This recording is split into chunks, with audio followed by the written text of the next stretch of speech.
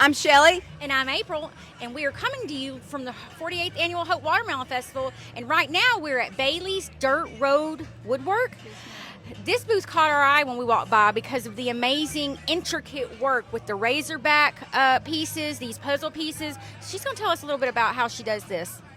This is just something I've started a couple years ago. I've been playing with woodwork. I've seen stuff around, and it's not something that you see that often, handmade stuff.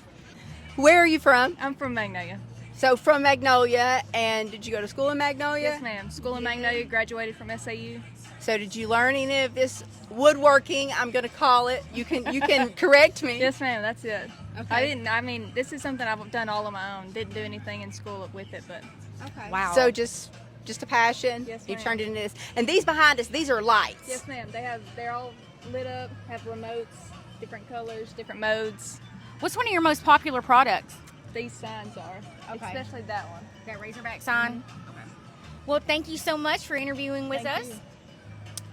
I'm April, And I'm Shelly. and come and join us at the 48th Annual Hope Watermelon Festival.